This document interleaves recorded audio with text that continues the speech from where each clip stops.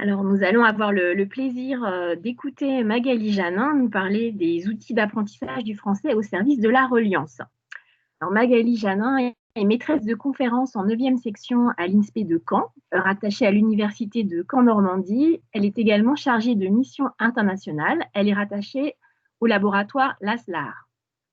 Ses domaines d'enseignement et de recherche sont la littérature et sa didactique, l'interculturel, le français langue seconde et de scolarisation. Elle est également l'auteure d'adaptations pour la collection classique abrégée de l'École des loisirs. Et elle a récemment publié, en 2020, un article intitulé L'inclusion des élèves migrants, l'affiliation contre l'insécurité linguistique et identitaire, dans un ouvrage collectif qui s'appelle Mieux vivre en langue, de la maltraitance à la bientraitance linguistique, paru chez l'Harmattan. Elle coordonne également avec Anne Schneider les actes des 18e rencontres des chercheurs en didactique de la littérature, ces actes vont incessamment sous peu paraître. Et également avec Anne Schneider, mais aussi avec Yann Calvet et Marie Clérin, elle publie les actes du colloque Écriture de la migration dans la littérature et le cinéma pour adultes et pour enfants, Frontières, Passages, Errance et Figures du tragique, apparaître en 2021 aux éditions Voix de la Méditerranée. J'ai eu la grande chance d'assister à toute une partie de ce colloque qui était vraiment passionnant à Caen. C'était une époque où on pouvait se voir en vrai et donc j'ai gardé un très bon souvenir de ces rencontres où nous avions pu partager des moments de convivialité tout en étant très heureuse de te redonner la parole par écran interposé dans un cadre un peu différent.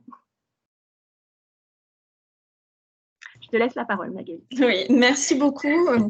Oui, c'est vrai que ce colloque, ça paraît très très loin oui, c'était une autre époque, mais on a bien fait d'en profiter, en tout cas.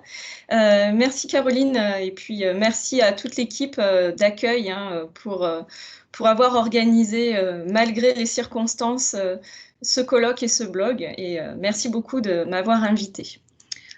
Alors, ma contribution d'aujourd'hui s'intitule « Des outils d'apprentissage du français au service de la reliance, les ateliers linguistiques pour migrants adultes ».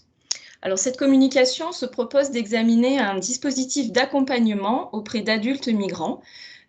Donc, ce dispositif, ce sont les ateliers linguistiques en français dans le cadre de l'ASTI de Caen. Donc, l'acronyme ASTI désigne l'Association de solidarité avec tous les immigrés. Les ASTI ont des déclinaisons locales indépendantes sur tout le territoire français. La plupart des intervenants de l'ASTI, y compris les enseignants dans les ateliers linguistiques, sont des bénévoles. Donc, les données que nous avons recueillies et analysées dans le cadre de cette communication proviennent essentiellement de nos propres observations et échanges dans le cadre de nos interventions en tant qu'enseignantes bénévoles et aussi d'échanges avec les autres professeurs.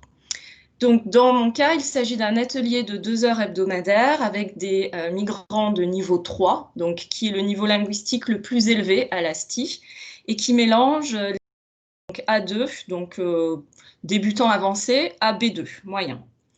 Donc, tous les groupes sont caractérisés par une forte hétérogénéité des participants en termes de statut administratif, de situation professionnelle et personnelle, d'âge, de ressources économiques, de niveau linguistique et de rapport à la littératie.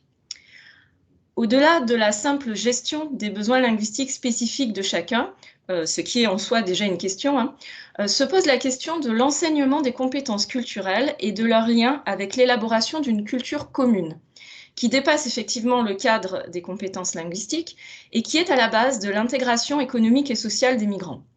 En effet, au-delà d'un transfert de compétences, c'est bien notre capacité à faire société, à créer une reliance, au sens de Marcel Boldebal et d'Edgar Morin, qui se trouve interrogée et expérimentée dans ces ateliers. Donc, nous mettrons dans cette communication l'accent sur quelques points saillants, et notamment le fait que cette reliance est nécessaire à 2 niveaux, celui du collectif qu'est le groupe ASTI lui-même, mais également à un niveau sociétal. Donc la reliance est ainsi comprise comme ce qui inclut les migrants dans la société d'accueil. Notre argumentaire se déroulera en 2 temps.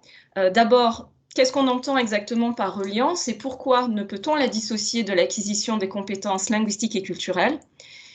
Et dans un deuxième temps, quels outils au service de cette reliance dans le cadre des ateliers linguistiques?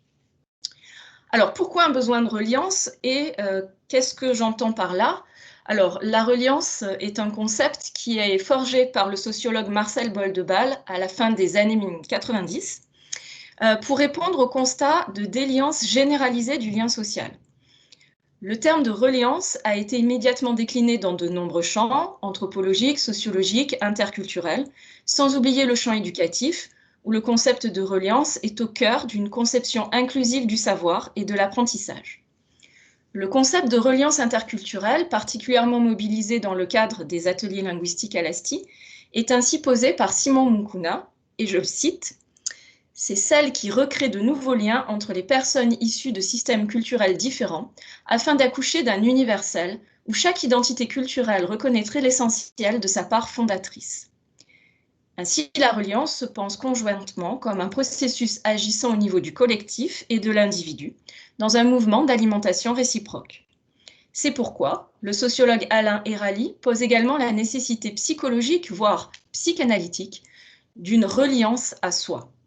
Je le paraphrase, le moi est pensé comme un certain genre d'autrui, et le rapport à soi est également vécu comme une forme de rapport social. Le moi est ainsi construit dans et par la relation qu'il entretient avec un autre, fût-il nous-mêmes. Il y a ainsi doublement reliance, dans l'individu lui-même et dans le rapport qu'il entretient avec les autres. Dans le cas du migrant, ce qui nous semble caractériser le rapport à soi, aux autres, à soi comme un autre, à la société d'accueil et d'origine, prend souvent non pas la forme de la reliance, mais bien de la déliance. Et donc, je voudrais expliquer, avant de parler de reliance, ce que j'entends aussi par déliance dans ce cadre.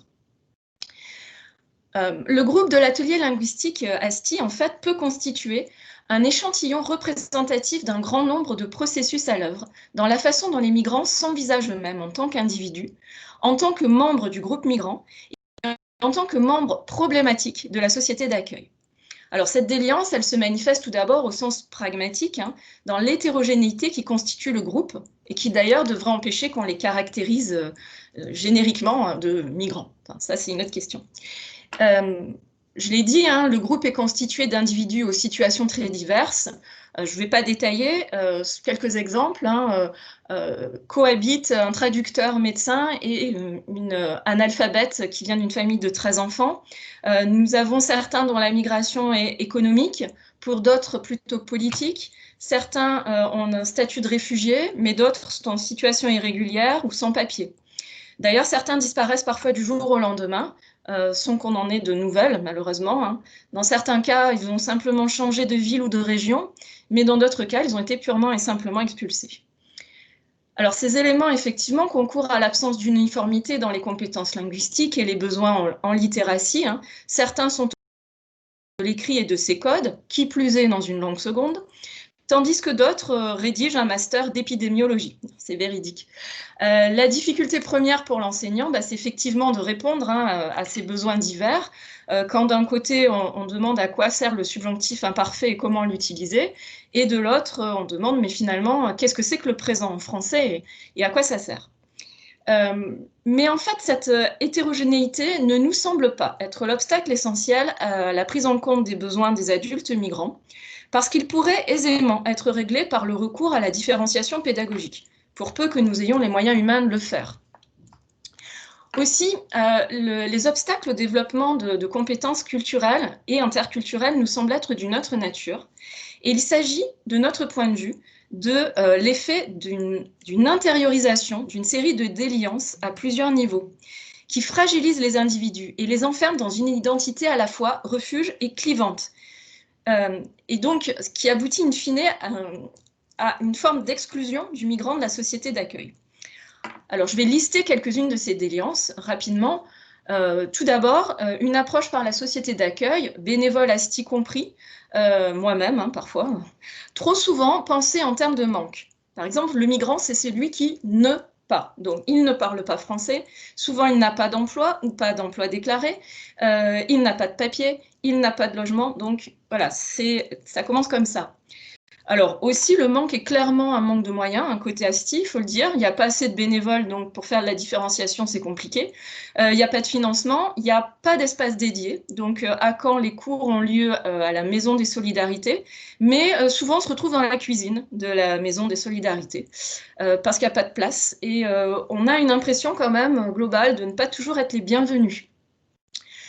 Un autre élément, c'est une approche en termes de catégories, hein, soit générale, le migrant, ou national, les Syriens, les Algériens, alors que cela nécessiterait d'une part de l'individualisation, mais aussi d'autre part de l'universel, hein, une humanité commune. Alors nous reprenons les analyses de Michel Agier qui, suite aux travaux de Zygmunt Bauman et d'Hannah Arendt, a appliqué aux migrants la figure du surnuméraire et a défini des catégories, donc celle du paria, du métèque et de l'errant. 3 figures au degré d'intégration variable, mais qui se caractérisent par le fait qu'ils restent en dehors de la société d'accueil, soit parce que cette société les exclut et leur interdit son accès, soit parce qu'elle les utilise pour accomplir des besoins ingrates en les maintenant ensuite à l'écart, ou soit parce que, même intégrés, ces migrants développent une conscience aiguë de leur exil et d'une forme d'inadaptation. Donc par conséquent, même s'il s'agit d'une migration qui est choisie et pas subie, ils restent à l'écart, ils se sentent à l'écart, ils se sentent exilés. Je reprends la formule de l'un d'eux, hein, je le cite, « Quoi que l'on fasse pour la société française, nous resterons toujours des étrangers ». Alors c'est redoublé par des processus qu'on appelle aujourd'hui racialisation et racisation. Alors pour les définir, je m'appuie sur les travaux actuels de Sarah Mazouz, hein, qui distingue bien ces deux termes. Alors il y a une première étape qui est la racialisation, qui constitue à identifier l'individu à son type ethnique, puis à basculer de l'ethnique à une autre catégorie, notamment religieux. On trouve ainsi l'équation suivante, algérien égale musulman égale intégriste, et ça donne effectivement algérien égale intégriste. Hein, donc c'est ce que ressentent aussi beaucoup de migrants qui sont confrontés à ce regard-là. Autre exemple, hein, femme maghrébine égale femme voilée égale femme dominée. Donc femme maghrébine égale femme dominée. Ce qui n'est pas du tout le cas, en tout cas pas toujours. Voilà, il faut rajouter, même si ça peut être le cas, ça n'est pas toujours. Alors l'étape suivante, qui est celle de la racisation, hein, consiste à inscrire ces catégories figées dans une dynamique de hiérarchisation et considérer que certaines catégories sont inférieures et donc doivent être dominées ou discriminées. C'est l'équation que rencontrent souvent des femmes migrantes, hein, égale femmes non embauchées, une vraie discrimination à l'embauche. Alors, la réponse de l'institution, maintenant, bien, nous semble accentuer la déliance sous couvert de vouloir créer de la reliance. Dans le temps qui nous est imparti, nous nous contenterons d'aborder le référentiel français langue d'intégration, élaboré en 2012 par le ministère de l'Intérieur et qui a fait l'objet de très nombreuses critiques. Tout d'abord parce qu'il subordonne l'obtention d'un emploi à l'acquisition d'un niveau B1, alors qu'on pourrait penser que c'est parce qu'on a un emploi qu'on va développer des compétences linguistiques. En prenant le remplacement, quasiment, de la langue d'origine par le français, en toutes circonstances, en suggérant que les valeurs de respect et de tolérance sont portées par la langue française et ne pourraient être comprises et assimilées sans savoir parler le français, comme si on ne pouvait pas construire ces valeurs dans une autre langue. En fait, le référentiel FLI, il construit une déliance conjointe à soi, à la société, qu'il s'agisse de la société d'accueil ou de la société d'origine. Donc on voit bien que la question connexe aussi, c'est celle des conditions de l'intégration, ce terme étant aussi à questionner, et est-ce que cette intégration doit passer par la normalisation culturelle? Et si la reliance, comme on l'espère, induit l'existence d'une culture commune, hein, comment l'envisager autrement que par l'imposition d'un modèle type le référentiel FLI? Donc j'en viens donc à la deuxième partie de cette communication. Quels outils pour faire reliance? Alors d'abord en direction des élèves migrants. Dans une communication qui va être publiée dans les actes du premier volet du colloque migration qui a eu lieu à Caen, en fait, j'avais abordé l'utilisation des réseaux sociaux et plus particulièrement l'application WhatsApp. J'avais montré en fait que c'est très intéressant pour créer un vrai lieu commun qui fasse sens et reliance. Mais la fin de ma communication notait des insuffisances, notamment le fait que des migrants peu ou pas littéraciés ou non familiers avec l'outil numérique restaient à l'écart de ce dispositif et que la reliance qu'on réussissait à créer se fondait en fait sur une forme de connivence culturelle et sociale. C'est-à-dire que ce sont les migrants qui sont à l'origine économiquement favorisés ou qui maîtrisent les codes culturels ici développés, hein, qui en profitaient. Et la question finale de ma contribution, c'était comment élargir cette reliance au-delà de ce groupe culturellement et socialement connivant. Donc c'est donc la question que je vais essayer de poser ici. Selon moi, les outils traditionnels marquent un peu le pas, notamment tous ceux qui sont fortement liés à l'écrit, pour toutes les raisons que j'ai présentées, hein. Donc je ne reviendrai pas. Concrètement, la plupart du temps, on utilise des outils audio, hein, qui permettent à tout le monde l'accès au contenu du cours, avec un support écrit pour ceux qui le souhaitent. Alors, en termes strictement pédagogiques et linguistiques, c'est très pertinent, puisque tout le monde peut participer, progresser, acquérir du vocabulaire, de la syntaxe. Mais ces outils techniques, en fait, ils ne règlent pas la question du développement d'une culture commune.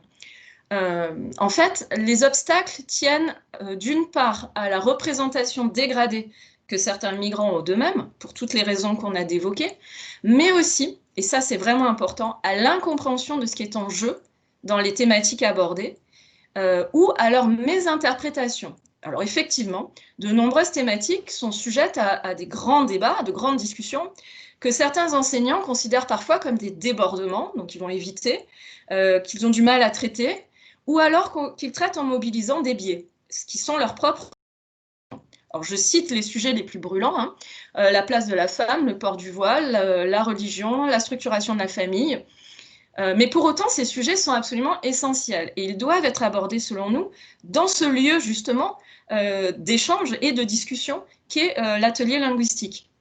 La compréhension, en fait, des modèles réciproques et de ce qui est en jeu dans les valeurs de la République, les droits, les devoirs de chacun, la ligne à ne pas franchir, et surtout les valeurs communes qui nous unissent, comment est-ce qu'on peut les faire émerger? En fait, ça, ce sont des sujets qui doivent être pris à bras-le-corps. Bon, évidemment, ça constitue une prise de risque, hein, pour l'enseignant, surtout quand on est bénévole et qu'on n'est pas forcément formé. Alors, la solution qui est parfois choisie, mais là, je ne critique pas les enseignants qui le font, hein, parce que c'est pas facile, c'est de se focaliser sur des sujets neutres. Moi-même, parfois, je le fais, ça m'arrive, je me dis aujourd'hui, je suis fatiguée. Donc, on va faire un truc tranquille. Donc, on se fait une petite capsule audio sur l'arrivée du Tour de France, hein, ou sur un peintre célèbre. Voilà. Alors, linguistiquement, c'est satisfaisant, on progresse, mais évidemment, on sait bien que à ce moment-là, on est quand même en train d'évacuer le fond, hein, le fond de la question. Alors, par conséquent, les outils à créer nous semblent davantage à envisager dans un sens non technique, et donc autour d'un équilibre à trouver entre normalisation culturelle et prise en compte de la singularité des identités et des parcours. Donc, il ne s'agit ni de renoncer à partager des valeurs communes indispensables, ni de prôner le relativisme. Il s'agit en fait d'éviter la renonciation à soi au sens philosophique, tout comme la crispation sur des modèles identitaires. Alors concrètement, ça peut se manifester par quelques dispositifs et approches dont nous donnons ici quelques exemples. Alors par exemple, accepter la présence forte de la langue première dans le cours de français, s'appuyer sur la langue maternelle. Hein, par exemple, l'exercice du portrait de langue, qui est emprunté à la didactique des langues et à Crûm, qui permet de partager, valoriser les langues parlées, de prendre conscience de ses compétences linguistiques, de développer des échanges sur les représentations des langues. Autre exemple, c'est accepter l'alternance codique et l'aide entre pairs, c'est-à-dire qu'il puisse y avoir des traductions de ce que je suis en train de dire, en arabe, littéral ou dialectal, ou alors utiliser une autre langue véhiculaire. Par exemple, j'ai un Iranien qui traduit en turc ce que je dis pour un Afghan de temps en temps. Voilà. Et ça permet effectivement d'avoir accès au sens pour tout le monde. Et ça nécessite de la part de l'enseignant, effectivement, d'accepter de ne pas tout comprendre des échanges, et donc de ne pas tout contrôler. Parallèlement, ça nécessite aussi de développer une posture de médiation, c'est-à-dire ne pas supprimer les tensions altéritaires, de les laisser s'exprimer et de laisser les individus défendre leur point de vue du moment qu'ils sont argumentés. Partons du principe qu'il faut exprimer les préjugés et les représentations pour mieux les déconstruire. Hein, je prends l'exemple d'un échange sur la question du voile dans l'espace public en France. Et donc, on est parti du ressenti de chacun, de l'explicitation des règles, de la définition de ce qui était légal et de ce qui ne l'était pas. Voilà. pour effectivement bien essayer de cerner les choses. Et aussi de dédramatiser le rapport de chacun. Et enfin, il faut aussi désessentialiser, donc prendre en compte chaque élève en tant qu'individu sans le réduire à son groupe national ou linguistique. Donc ça peut passer par développer une approche biographique, mais qui ne se focalise pas forcément sur les raisons de la migration. Parce qu'un désir fort aussi des migrants, c'est de ne pas toujours être traité à chaque instant en migrant. Donc voilà, d'aborder des questions tout aussi basiques que les goûts, les intérêts, autrement, voilà, mais de s'intéresser aux personnes. Donc globalement, il s'agit de développer différentes formes d'affiliation.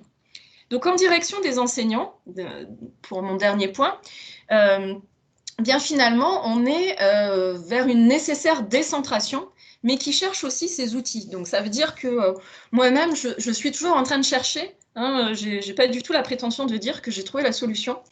Je pense déjà qu'il faut se détacher de nos représentations sur l'apprentissage de la langue et sur les conditions de l'intégration. Même chez des personnes qui sont totalement bienveillantes, on a encore des remarques comme quoi, si tu veux t'intégrer, bah, tu commences par enlever ton voile. Si tu veux t'intégrer, il faut que tu parles français tout le temps, même chez toi. Donc ça, c'est pas efficace, évidemment, ni éthique. Par ailleurs, ça passe aussi par accepter que des éléments dans lesquels on ne se reconnaît pas forcément et qui nous questionnent puissent faire partie de l'identité des autres. Voilà, et de le prendre comme tel. Donc ça demande aussi une décentration par rapport à soi et par rapport à ce que ça nous fait. Je pense qu'il faut aussi se poser ces questions-là.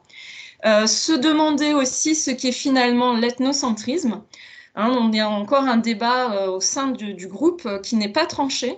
Est-ce qu'on doit imposer l'apprentissage de l'écrit aux élèves illettrés ou analphabètes? Est-ce qu'on répond à leurs besoins ou est-ce qu'on est là, à ce moment-là, ethnocentriste? Où commence la normalisation culturelle? Voilà. Donc finalement, est-ce que nous-mêmes, on est au clair par ce qu'on entend, sur ce qu'on entend par culture commune? Je pense que sans doute pas. Voilà. Et par ailleurs, il y a aussi des propositions qui viennent de l'université qui sont intéressantes, notamment FLE.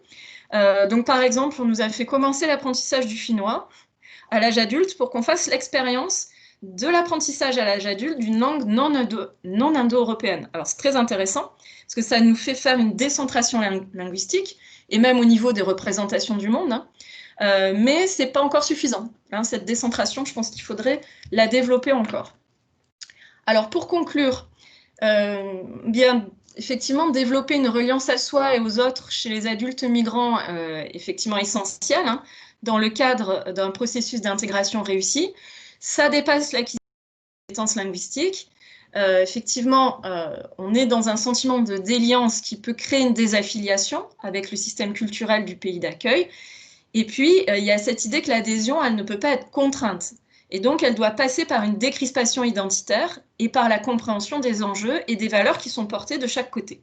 Voilà. Et ça, je pense que c'est vraiment quelque chose qui est essentiel à faire. Et il faut un petit peu se libérer de la pression de l'apprentissage linguistique. Alors, pour finir, j'aimerais lancer, alors c'est un concept qui est très à la mode en ce moment, qui est le concept de double conscience, qui a été théorisé au début du XXe siècle par Walter Dubois, pour décrire le regard, en fait, du blanc sur le noir qui est intégré par le noir lui-même. Donc le noir se voit noir et il se voit noir dans le regard du blanc. Cette double conscience, me semble-t-il, est vraiment duplicable au statut du migrant, qui se voit toujours migrant dans notre regard, mais elle est également à l'œuvre chez l'enseignant, qui se voit représentation de la société d'accueil dans le regard que le migrant porte sur lui. Alors évidemment, c'est quelque chose qui n'est pas douloureux, beaucoup moins douloureux que la double conscience théorisée par Dubois, bien évidemment, mais ça conditionne quand même nos modalités d'intervention. Et ce concept de double conscience, sa prise en compte des deux côtés, en fait, du côté enseignant et du côté migrant, et pas que du côté migrant, me semble aussi être une piste à explorer. Voilà, mais que je suis au début, que je suis en train d'explorer, voilà, je commence. Je vous remercie. Merci.